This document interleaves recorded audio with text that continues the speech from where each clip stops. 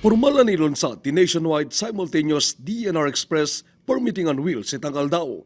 Dito probinsya ti Abra, nakapesto ni panakabagi ti DNR ti Social Hall ti Kapitolyo ang mabali na panggundawayang galiti na dumaduma serbisyo da aging gainton bigat. Kasi panagproseso ti Environmental Compliance Certificate, Certificate on Non-Coverage, Wastewater and Discharge Permit kanda dumapay. Agawat na pa iti aplikasyon para iti residential and agricultural free patents, tree cutting permit, Certificate of Wildlife Registration kanda dumapay. Naiwayat pa iti integrated IEC pakasiknang diti environmental laws. Gagamda ito ay may sideg diti serbisyo da kas kalikagom ni President Bongbong Marcos. Ang EMB, kami yung nauna-unang lahat ng mga permits ginawa ng online. So, medyo actually nakatulong yon para mapabilis yung ating serbisyo, pero na-realize din namin na may mga challenges din dun sa mga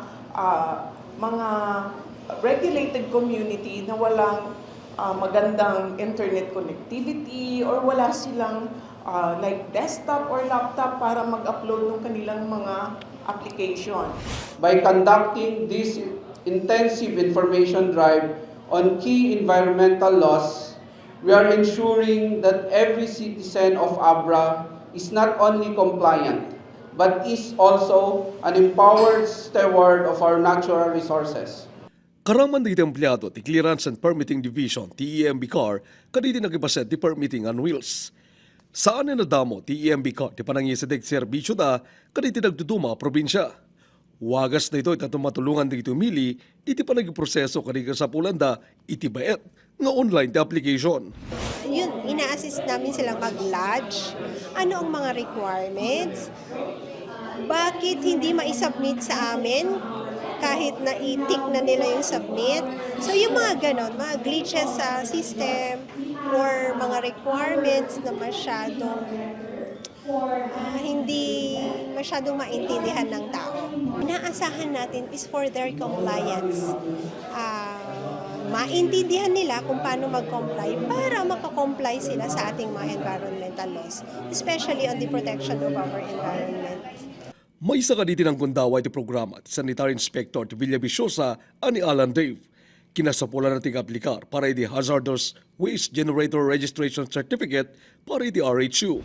Kasi niya po Diyos sir kat ay lanad damot nagi ay kailangan nga i-presentar kat panubos-abos sir kat kabitan nga panawin mai-presentay amin sir.